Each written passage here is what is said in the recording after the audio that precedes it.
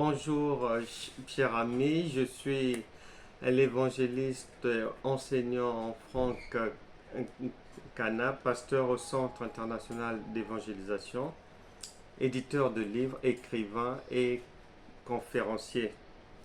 Je profite de ce passage pour dire à tout le monde, avant de vous proposer un élément, que je suis aussi et surtout enseignant de la parole de la foi à l'École internationale de la foi. Vous pouvez vous inscrire. C'est une école d'enseignement et de formation destinée à tout un chacun dans le corps de Christ, apôtre, évangéliste, pasteur, docteur, prophète. Vous êtes les bienvenus, brebis lambda, anciens. La Bible déclare dans Daniel chapitre 12 verset 4 que dans les derniers temps, la connaissance augmentera. Et l'apôtre Pierre nous a demandé à tous d'aller de l'avant, de rechercher cette connaissance qui est l'onction divine, qui est la divinité active, en nous disant faites tous vos efforts pour joindre à votre foi la connaissance. Raison pour laquelle je vous invite à vous inscrire. Les informations sont défilantes sur la bande. Inscrivez-vous à l'école internationale de la foi. L'année académique va de janvier là au mois de juin. Vous pouvez vous inscrire. On peut prolonger jusqu'en septembre à partir du moment où vous vous inscrivez, selon les dates, selon le moment de l'inscription. Quoi qu'il en soit, c'est un cursus de 3 ans sanctionné par un diplôme pour permettre à ceux qui sont déjà ouvriers de Dieu d'ajouter un arc à leur bagage spirituel. La Bible déclare en Luc chapitre 2 verset 52 que Jésus-Christ croissait en maturité, en sagesse et en stature, et lui-même nous a dit par son esprit en Éphésiens chapitre 5 verset 1 d'être ses imitateurs. Soyez les imitateurs de Dieu, soyez les imitateurs de Christ. Et pour les brebis, pour ceux qui sont intéressés par cette culture-là, toute autre personne aura aussi son diplôme au bout de 3 ans qui lui permettra d'aller servir dans un ministère quelconque. Que Dieu vous bénisse. Je vous laisse suivre cet élément et vous pouvez me revenir vers moi pour des questions, pour des prières. Je me dispose aussi au conseil pastoral. Vous pouvez me consulter pour tout un tas de choses, de questions, de stratégies de travail, tout un tas d'éléments du savoir utiles à l'avancée de l'œuvre de Dieu et au développement spirituel et de chacun. Je vous laisse suivre cet élément et je reste à votre disposition. Votre serviteur, Franck Cana. Merci.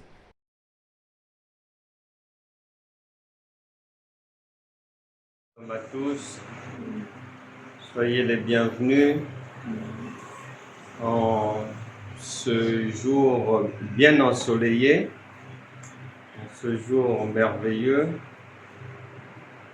où nous allons encore partager ensemble le pain de vie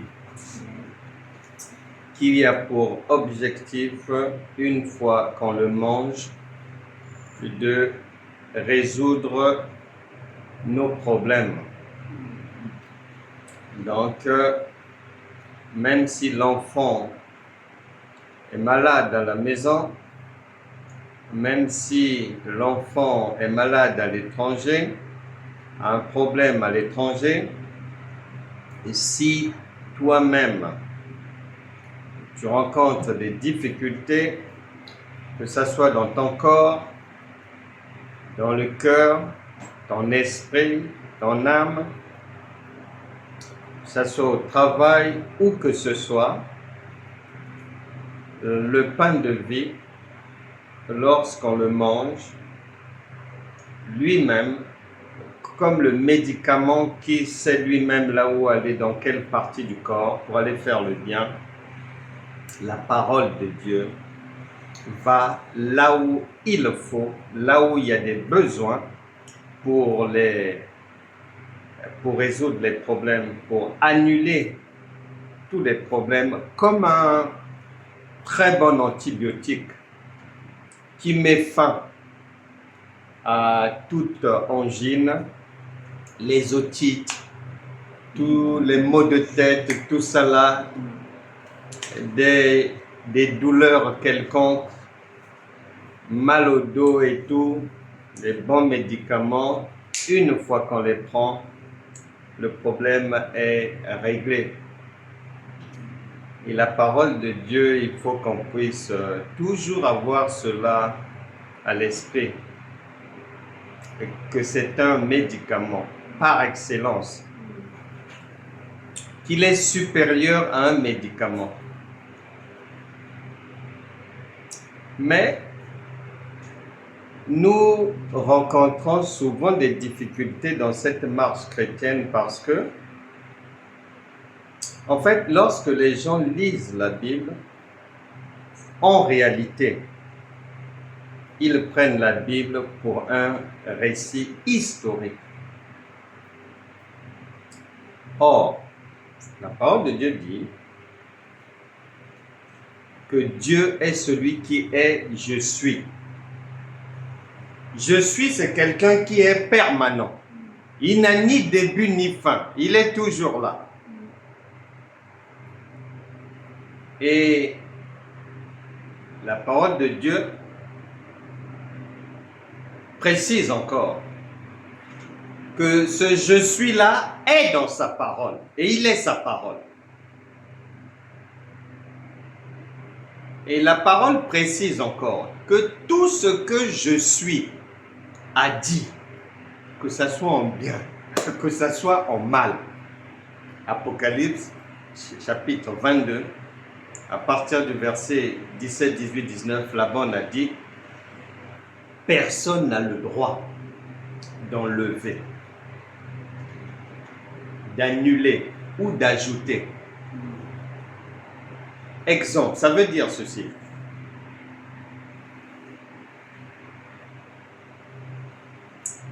La Bible déclare « Pardonnez à ceux qui vous font du mal. » Par exemple, Marc chapitre 11, verset 25 là-bas, 26, on dit que avant de faire quoi que ce soit, si tu as des incompréhensions avec ton frère, ta soeur, va d'abord les régler humainement avant que tu ne reçoives le secours de Dieu. Et Jésus a précisé, lorsqu'on lui a demandé, bon, ce pardon, on doit l'accorder combien de fois? 5 ou 6 fois. Il a dit non, plus que ça. 70 fois 7 fois, c'est-à-dire au moins 490 fois que tu dois pardonner à quelqu'un. Si on va sur cette base-là, cela veut dire on ne peut jamais punir quelqu'un. Or, la parole vient dire aussi, Genèse chapitre 12, verset 1 à 3, que tous ceux qui te bénissent, ils sont bénis. Mais que tous ceux qui te maudissent, ils sont maudits. Et la parole ajoute plus tard en disant que je fais de tes ennemis ton marchepied. La Bible ajoute encore, Dieu est un feu dévorant. La Bible ajoute encore que Dieu se rit du méchant parce que ses jours sont comptés. La Bible ajoute encore que quiconque essaie de te faire du mal, il reçoit le jugement de Dieu. C'est la mort. Donc cela veut dire que lorsque tu lis les pardons que l'on doit accorder ceci, cela, Apocalypse chapitre 22, à partir du verset 17, 18, 19, te met en garde en te disant, bien que tu puisses accorder ces pardons-là, n'oublie pas que le feu dévorant, le jugement de Dieu, la mort prévue pour tes ennemis et tout, Dieu n'a pas retiré ça. Il n'y a pas encore eu un décret d'annulation. Non. Donc, c'est toujours d'actualité. C'est toujours d'actualité. Et on ne doit pas oublier ces choses.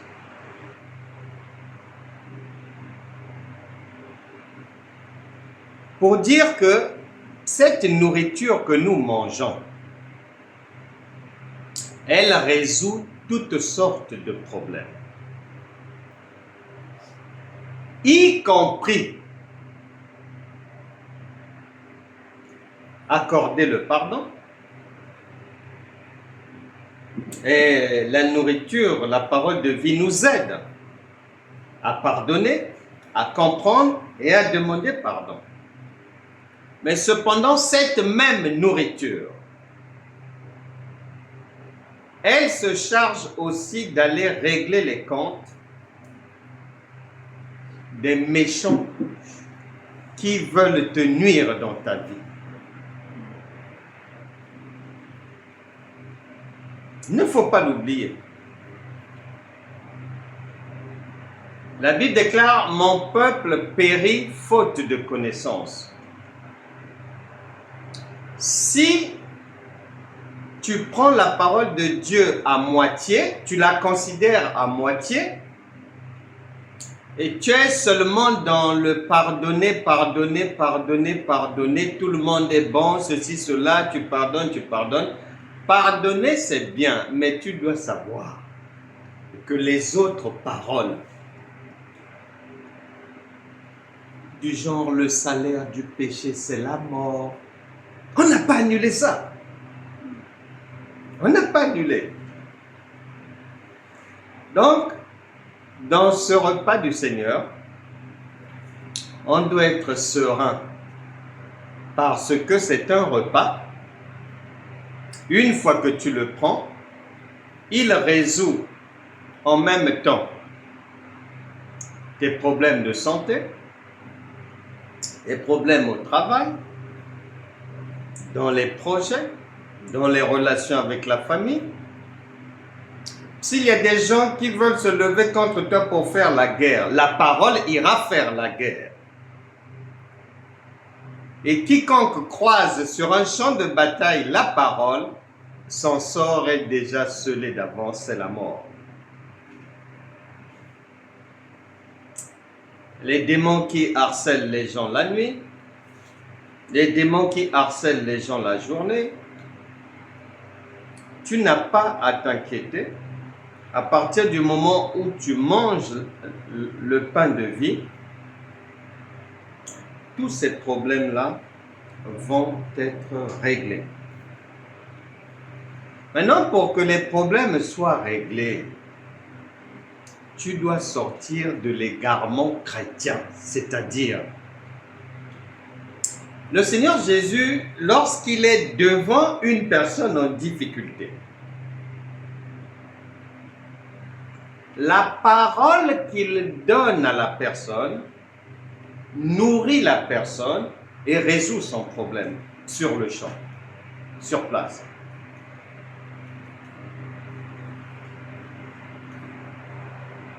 L'apôtre Pierre, avec des apôtres, il rencontre un jour un homme paralytique sur un lit depuis 8 ans, aîné, il le rencontre, ils échangent, l'apôtre Pierre lui explique que si les médecins n'ont pas pu, si l'hôpital n'a pu rien faire, si les hommes n'ont pu rien faire pour toi, aîné, je te le dis maintenant là, Jésus-Christ te guérit, lève-toi, prends ton lit et marche. La Bible dit que aîné s'est immédiatement levé et son mal s'est arrêté là. Jésus rencontre quelque part un homme à la main sèche. Il demande des explications. L'homme explique. C'est depuis quand? C'est comment? C'est comme ça? Et il lui dit, mets-toi au milieu là, publiquement. Parce que l'aide de Dieu, ce n'est pas en catimini. Puisque Dieu est lumière, donc c'est en plein jour. Ce n'est pas quelque chose où on va te dire, ma soeur, si tu veux être guérie, prends cette ordonnance spirituelle, va prier en catimini dans ta chambre, rentre dans un jeûne, parle en langue de 22h à minuit. Non, non, non. Là, on a ajouté à la parole ce que la parole n'a pas dit. Eh bien, les conséquences, Apocalypse chapitre 22, versets 17, 18, 19. Ceux qui font ça, c'est la mort. C'est pour ça que leur vie n'avance pas. C'est pour ça que leurs vies sont en dents de scie. Problème sur problème. Parce qu'ils ajoutent à la parole ce que la parole n'a pas eu à dire. La parole n'a jamais dit que lorsque Jésus sert le pain de vie, lorsque les apôtres servent le pain de vie à quelqu'un, jamais la parole a dit que, une fois que le pain est servi, à la fin de la discussion, à la fin du repas, on rentre maintenant en prière. Ça n'existe pas dans la Bible. Mais les gens le font partout là. On appelle ça l'égarement. C'est la folie. C'est pour ça que les chrétiens souffrent. Ils ajoutent à la parole ce que la parole n'a pas dit. Traverser annuel, bâtir des autels, donner des sacrifices, chercher à obtenir l'aide de Dieu contre de l'argent. Mon Dieu! Mais c'est la malédiction! Mais c'est la folie!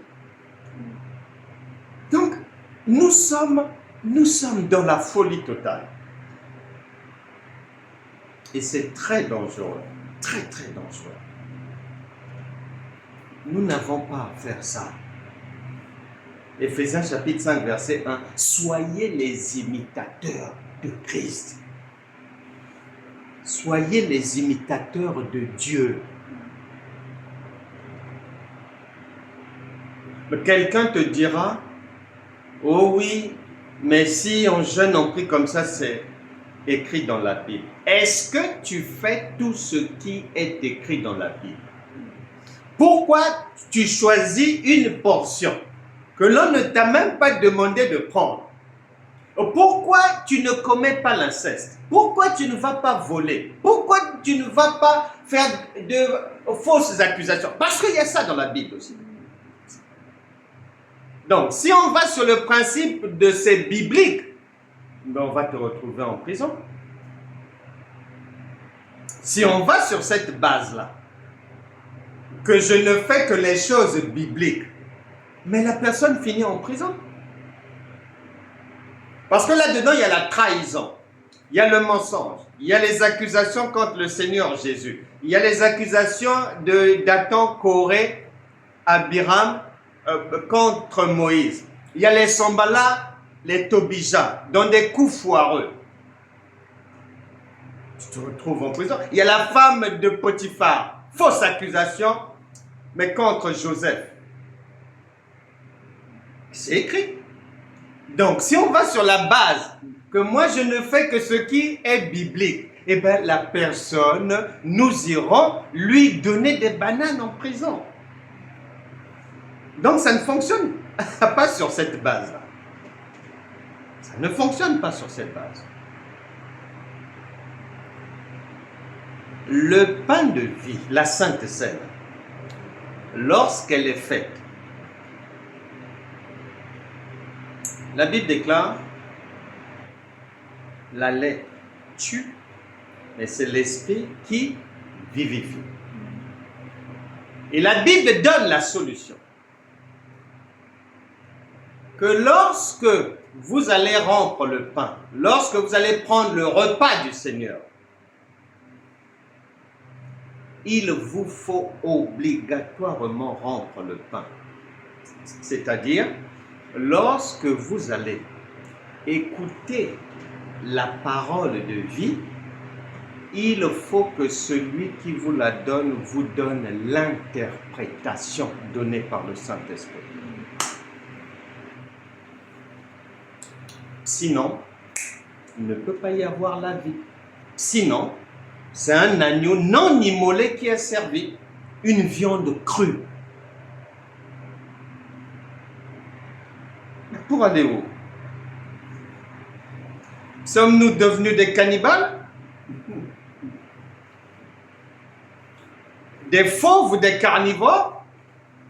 Malheureusement, beaucoup de chrétiens sont dans ces vêtements-là, mangeant de la viande crue. Chacune de leurs réunions, c'est un repas, une viande non immolée. C'est juste la lettre. Il n'y a pas l'esprit, il n'y a pas l'interprétation. Et ils sont prévenus, on leur a déjà dit, la lettre, ça tue. C'est-à-dire que tout ce que vous faites là, dans la lettre,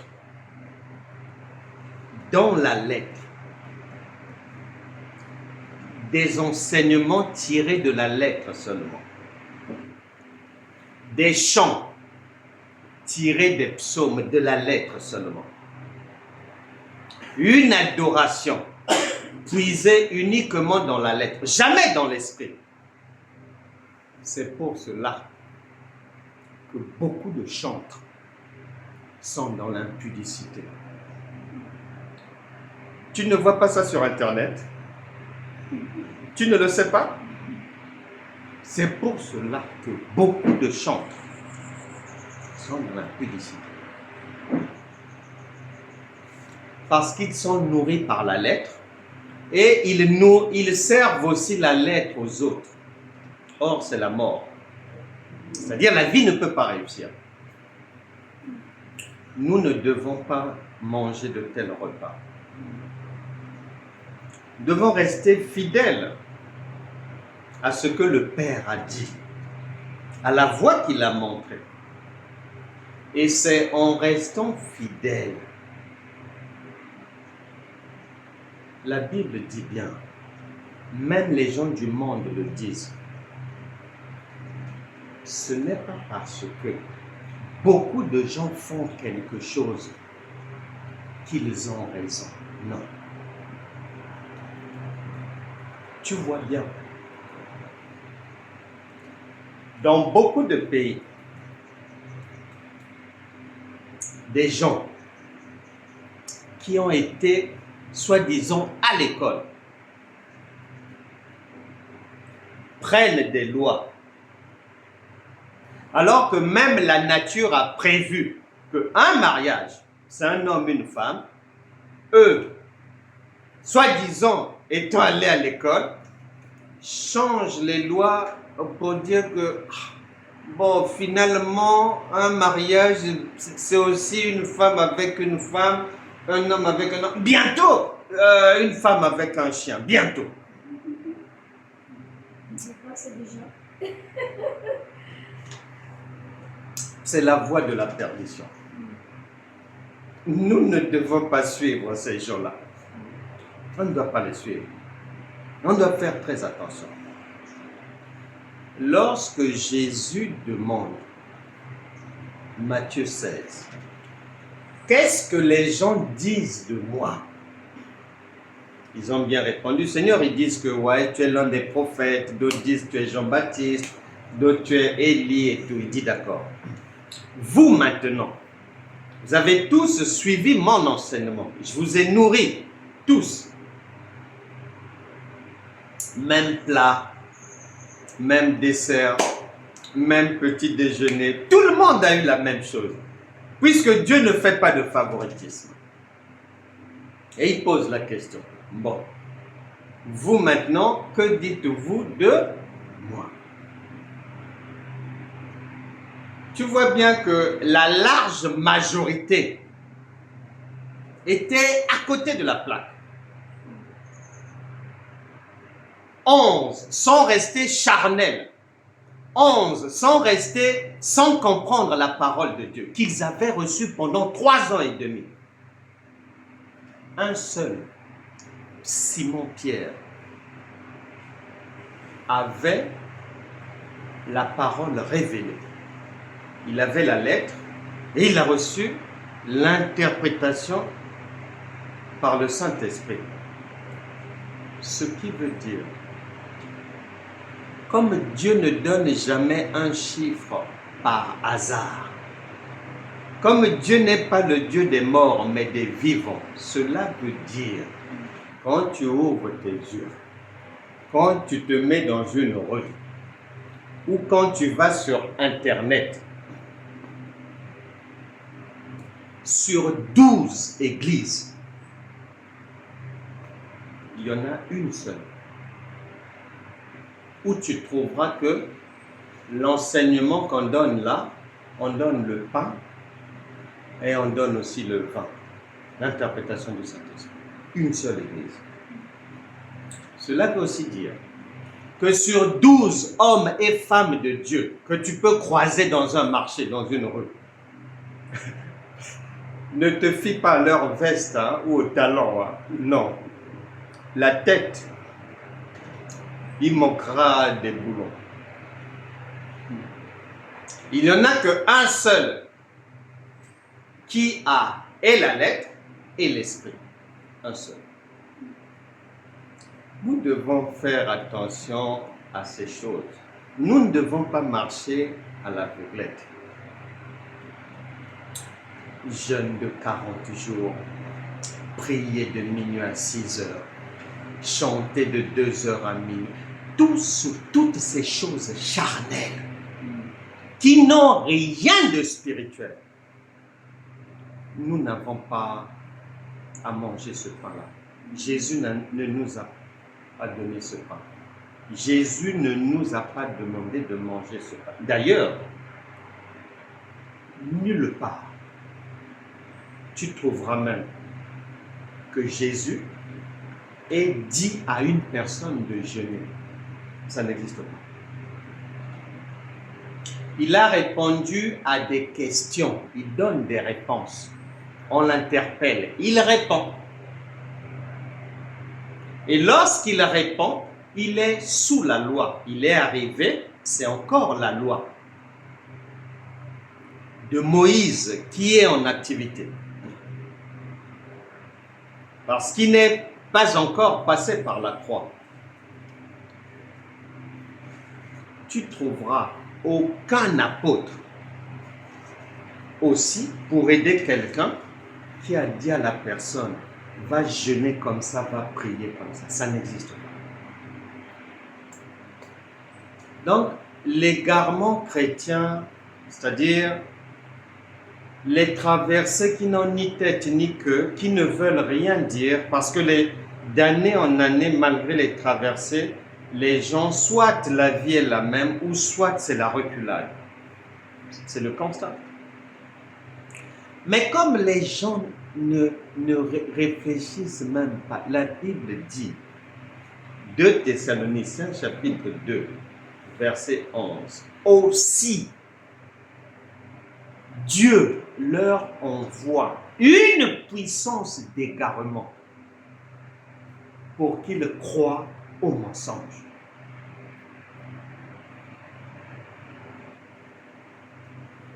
Une puissance d'égarement. pour qu'il croie au mensonge. Nous n'avons pas à manger le pain rassis. Nous n'avons pas à manger. Un enfant ne mange que ce que sa mère lui a donné. Un enfant n'a pas pour habitude, ou sa mère ne lui dira pas, écoute, quand tu auras faim, sors là, va chez la voisine là-bas, demande à manger ou bien quoi. Non, non, non. C'est ce que maman a prévu. C'est ça. Le repas de l'enfant. Même si ce sont des épinards enrobés d'un peu de thon, oignons, tomates, pincées de poivre et de sel, et que de l'autre côté là-bas, on a mis un gigot de rat, on a mis des oreilles de singe au four. Même si en passant de la rue, ça sent bon, l'enfant n'entrera pas là-bas. Il se contentera, il ira retrouver ce que maman a prévu pour lui. Et c'est ce que nous devons aussi faire. C'est simple comme bonjour. Nous ne devons pas cautionner cette folie chrétienne des croyants d'être indisciplinés, rebelles, fanfarons, inventeurs, falsificateurs de la bonne nouvelle.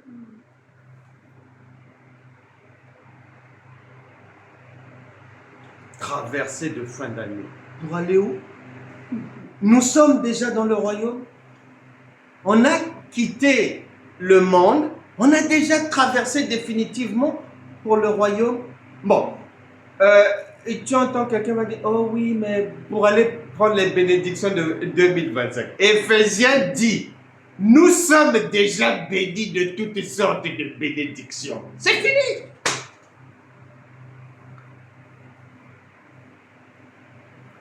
C'est pour cela que beaucoup de chrétiens finissent en dépression. Beaucoup de chrétiens finissent en dépression. Parce que quand tu essaies de corriger Dieu, quand tu essaies de venir aider Dieu, quand tu essaies de venir ajouter à quelque chose, un doigt supplémentaire à la main de Dieu qui a 5 doigts, je crois que tu reçois un uppercut. Tu as provoqué un combat. Toi-même, tu provoques un combat. Par ignorance, Osée chapitre 4, verset 6, tu crois, tu vas accuser le diable. Non. Tu veux rectifier Dieu. Tu veux aider Dieu. Tu veux compléter Dieu. Tu veux ajouter à la parole. Tu veux retrancher des choses. Le salaire du péché, c'est la mort.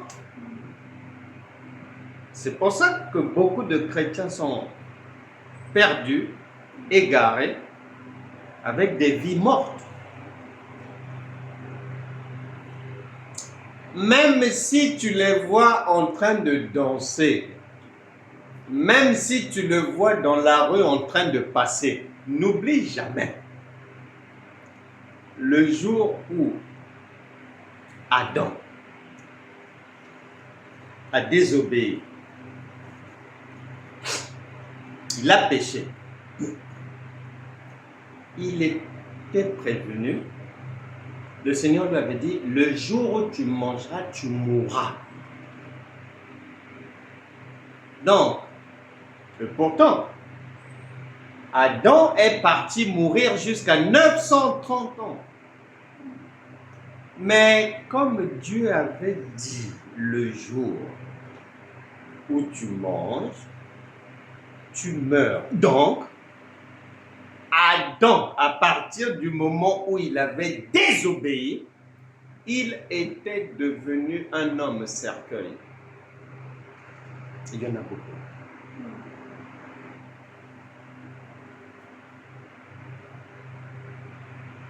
Il n'y a pas que des hommes cercueils, il y a des femmes cercueils aussi, avec talent, robe, rouge à lèvres, boucle d'oreille, mascara, fond de teint. Mais spirituellement, c'est un cercueil. C'est un cercueil en train d'adorer le Seigneur. Jésus a dit, si je dois résumer ce que vous êtes, vous là, on dirait que l'appellation, c'est des tombeaux blanchis. Mais c'est aujourd'hui qu'il le dit. C'est là, là. C'est là. Et c'est dehors, là, partout, là. Nous ne voulons pas suivre la voie du cimetière vivant. Nous voulons demeurer fidèles à la parole. Nous voulons manger le bon pain de vie. Et le pain de vie, comme il veut toujours nous rajouter quelque chose, il dit quoi? Il dit, Ésaïe chapitre 35, verset, avant Ésaïe chapitre 35, le Seigneur, dans Jean chapitre 6, verset 35, il dit, je suis le pain de vie. Je suis le pain de vie. Écoute.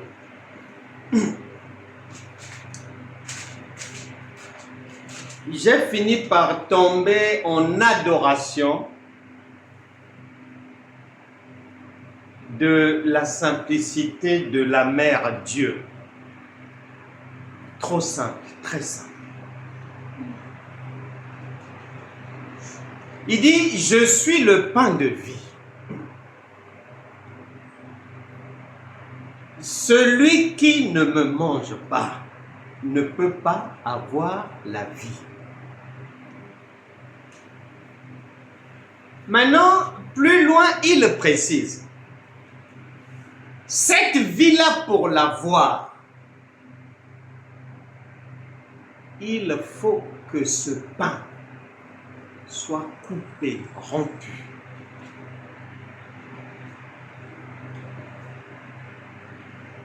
Le pain, c'est la parole. Rompre le pain, c'est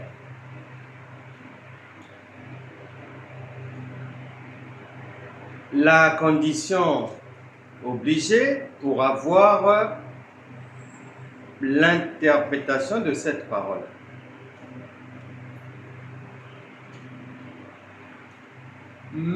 Et la Bible dit, bon, si tu ne me comprends pas, regarde seulement comment vous-même vous vivez. La nature va t'enseigner. Quand tu prends ton petit déjeuner, ou le repas, ou quoi que ce soit, si tu manges le pain, est-ce que quand tu vas à la boulangerie, est-ce que quand tu achètes ton pain ou ta baguette, que ça soit dans la rue, que ça soit à la boulangerie ou à la maison, est-ce qu'on t'a déjà vu, tu prends le pain directement, tu manges? Non. Non, ça n'existe pas. Que tu sois norvégien, mauricien, saoudien, algérien, belge, bulgare, tibétaine, tu vas d'abord couper le pain. C'est obligatoire. C'est obligatoire. C'est comme ça qu'on explique ici, simplement. Tu vas couper d'abord le pain. Tu peux le couper à la main, tu peux prendre un couteau, tu peux prendre des ciseaux, tu peux prendre une hache. Tu as la liberté de couper le pain comme tu veux. Mais en tout cas, on ne t'a jamais vu prendre un pain et tu t'as mis comme... Non, c'est pas vrai. Tu es obligé de couper. Parce que si tu ne le coupes pas, tu auras des problèmes. C'est de ça qu'il s'agit. Le pain, et tu le coupes obligatoirement. Maintenant, quand tu vas le couper,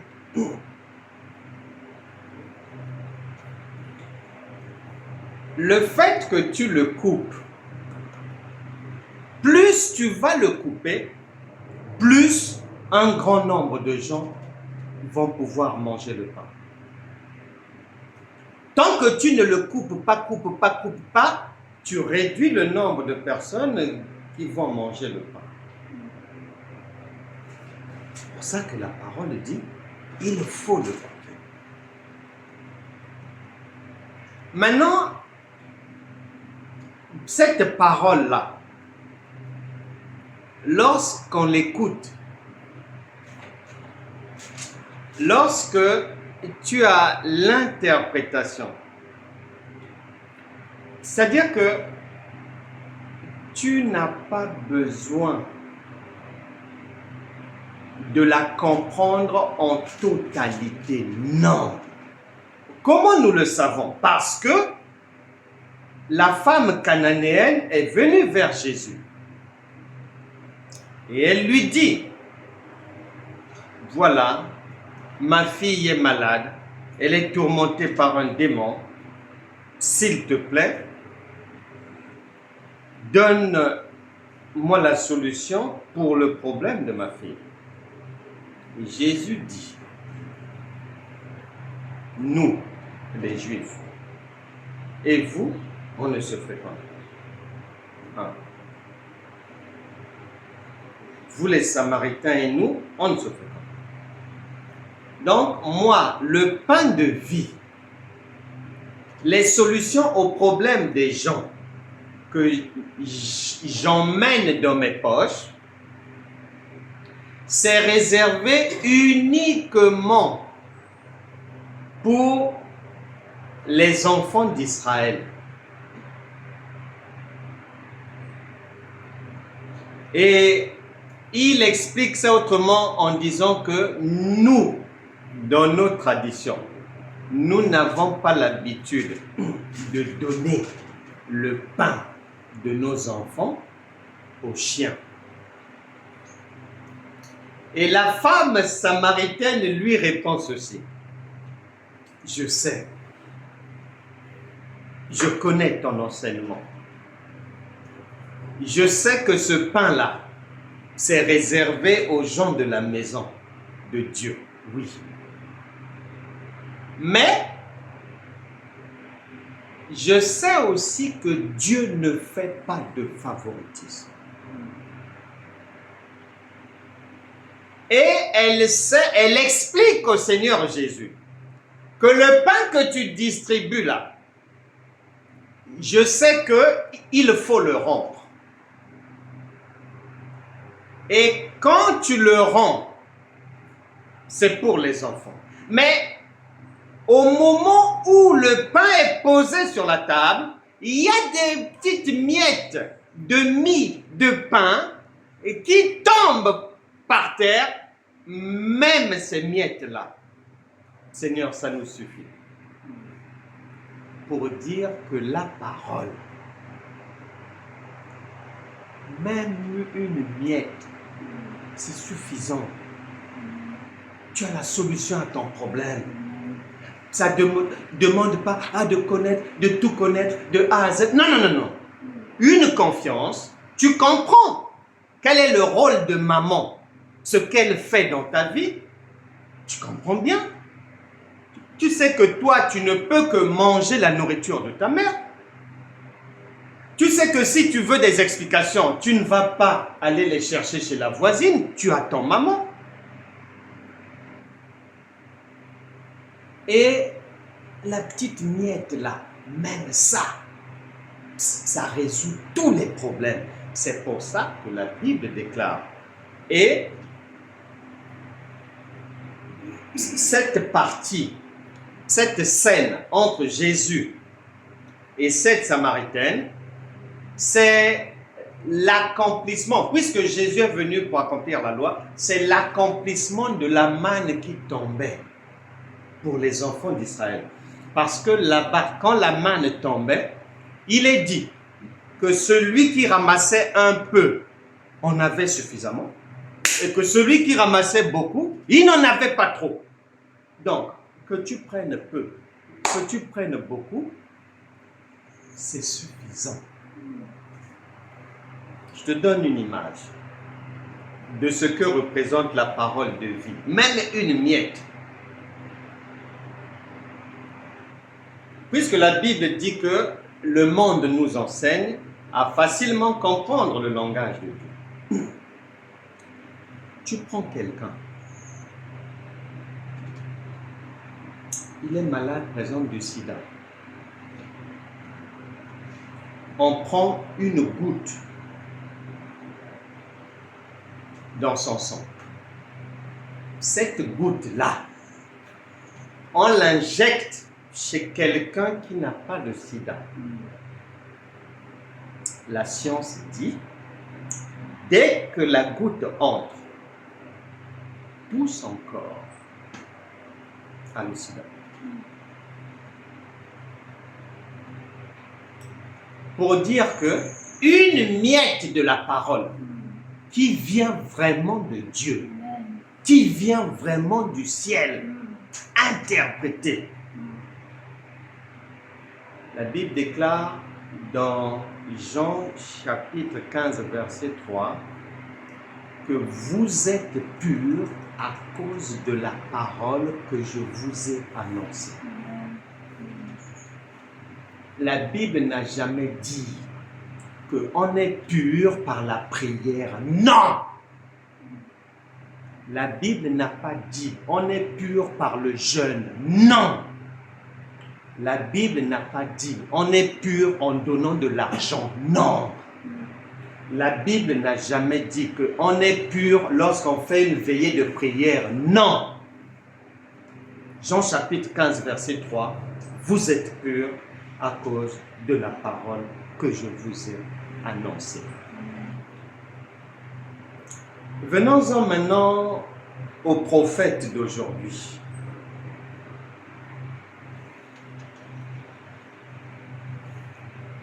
Dans le pain de vie, qui est Dieu, qui est sa parole, qui est son corps, qui est servi, il n'y a pas les prophéties tous azimuts que l'on retrouve à gauche, à droite. Ah ma soeur, Dieu me dit que tu as 10 € dans ton sac.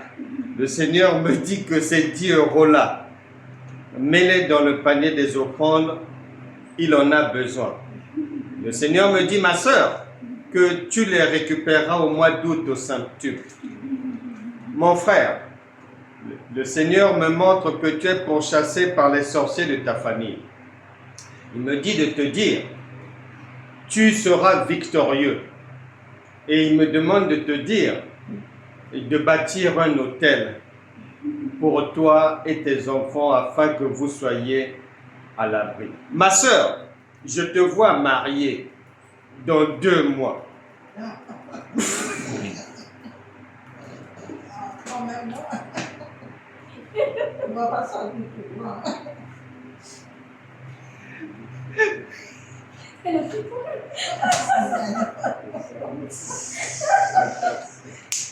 C'est des exemples, c'est des exemples.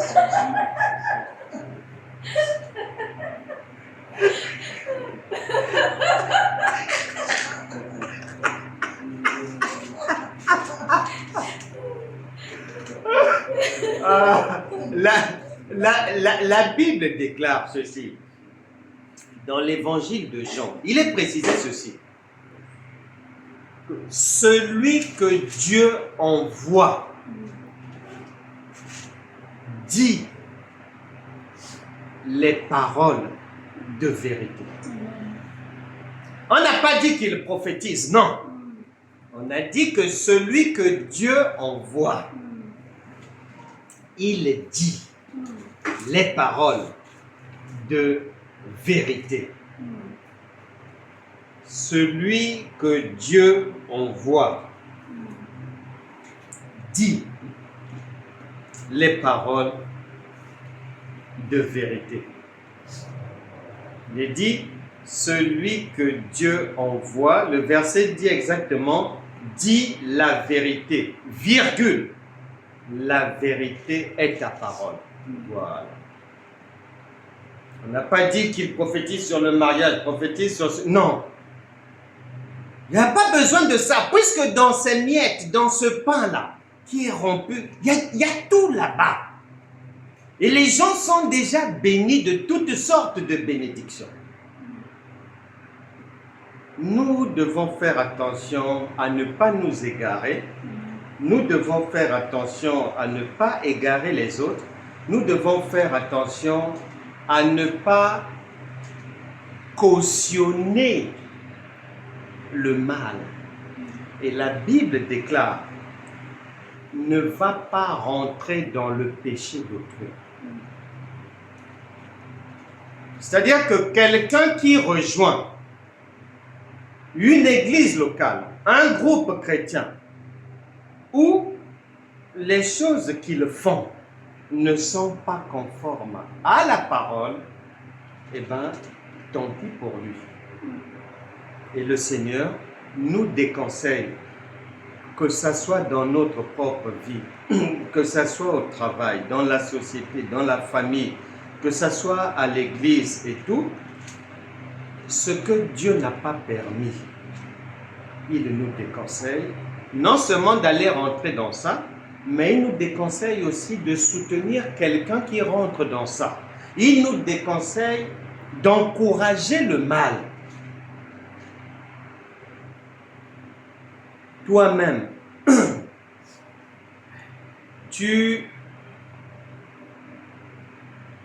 ton cerveau sait que le mariage, c'est un homme et une femme. Et c'est ce que tu dis à tes enfants. Et lorsque la voisine vient te dire, voilà, mon enfant est dans l'homosexualité. Toi, tu vas dire, ah, c'est pas grave, l'essentiel, Dieu l'aime, et de toute manière, dans la vie, il faut être tolérant. Tu risques de recevoir l'uppercut de Dieu. Parce que la Bible déclare que ton oui soit oui. Ça veut dire oui pour toi, pour tes enfants, pour tes amis, pour les voisins, pour quiconque te consulte. Si tu dis oui, tu restes seulement sur le oui. Si tu dis non, partout, reste seulement sur le oui. Car l'apôtre Jacques a dit, Jacques chapitre 1, versets 5, 6, 7, 8, que Dieu a horreur d'un homme versatile, inconstant, changeant. Lundi, tu dis A. Mercredi, un groupe vient, te propose B. Tu rentres aussi dans B. Vendredi, des chantres viennent pour te proposer d'apprendre avec eux, de glorifier le Seigneur avec une chanson qui contrenie B et qui renie A. Tu rentres aussi là-bas. On risque de te retrouver à l'hôpital. Attention, il ne faut pas faire ça. Donc c'est pour dire que quand le Seigneur Jésus dit « Je suis le pain de vie », nous devons lui faire confiance. que c'est réellement un pain qui donne la vie, nous devons savoir que ce pain donne la vie à condition qu'il soit brisé, rompu, et que si, lorsque ce pain est rompu, je n'ai pas eu un gros morceau, il dit, même une miette, c'est bon. Celui qui a compris de A à R, et toi qui es venu comprendre de P à R, vous êtes pareil. Parce qu'il suffit de comprendre même un tout petit peu. C'est bon.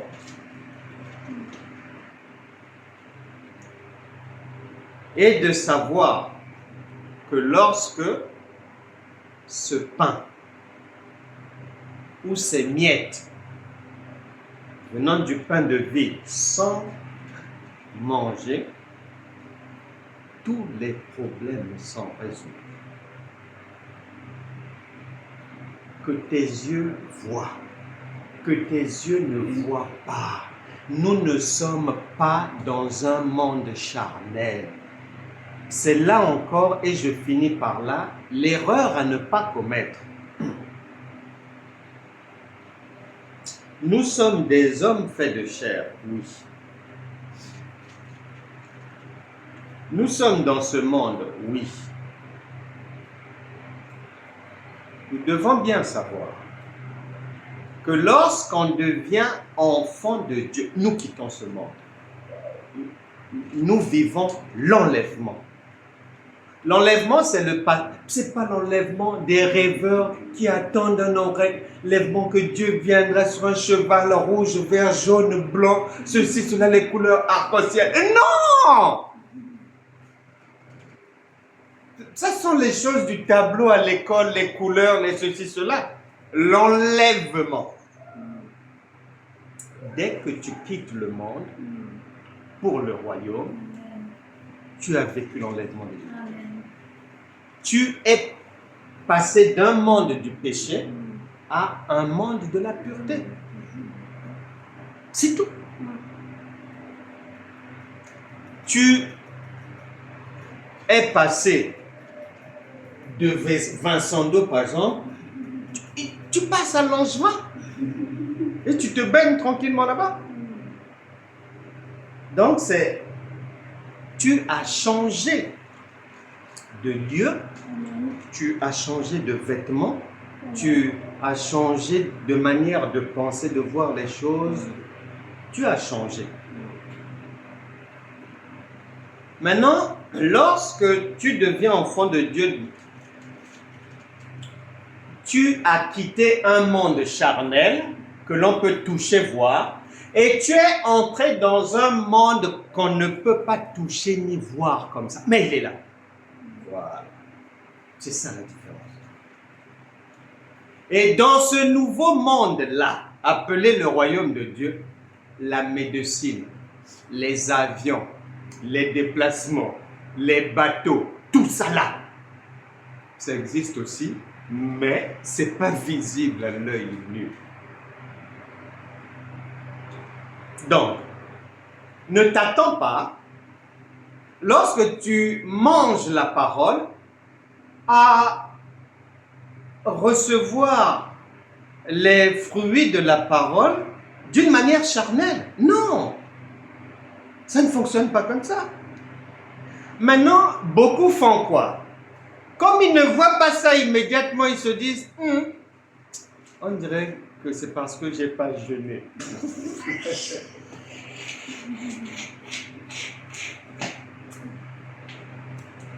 Ils rentrent dans un jeûne. Si le jeûne ne donne rien, le problème est toujours là. Ils se disent on dirait que c'est parce que je n'ai pas donné l'argent que je donne. Dans les chrétiens. Vos parents souffrent.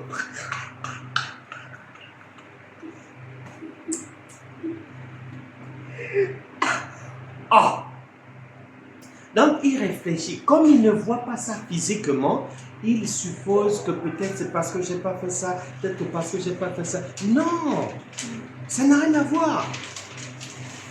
Ça n'a rien à voir. Lorsqu'on devient enfant de Dieu, on a une bénédiction éternelle. Maintenant, à chaque fois que je vais manger le pain lui-même, comme un médicament, va aller résoudre les problèmes. Et ce pain n'a pas besoin de moi, ni que je l'aide, ni que je le soutienne. Pain, vas-y, allez, vas-y. Non! Il sait ce qu'il a à faire. Nous devons donc garder cette confiance-là. Et nous sommes sûrs et certains que Dieu n'est pas un homme pour mentir. La Bible déclare, Psaume 33, verset 9, il dit et la chose arrive. Il ordonne et la chose existe.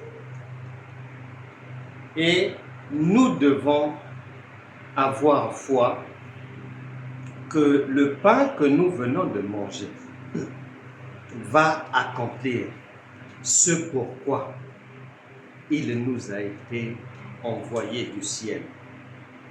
Les morts vont ressusciter, les aveugles vont voir, les sourds vont entendre, les muets vont parler, les démons sortent des corps, des maisons, partent, les malades guéris, aucune maladie dans les corps, les difficultés harassantes de la vie vont disparaître, les enfants malades vont être guéris, les enfants avec difficultés à l'école, ça va aller, les examens qui arrivent, ils vont les passer avec brio, ils vont réussir à avoir leur diplôme, même si quelqu'un avait mal commencé quelque chose, même si l'enfant avait pas bien débuté l'année scolaire, le pain de vie nous rassure. Mieux vaut la fin d'une chose que son commencement.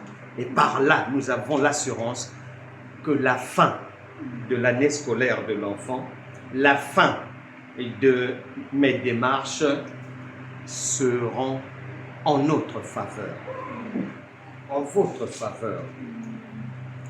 Que toute chose qui harcelait quelqu'un quitte la personne.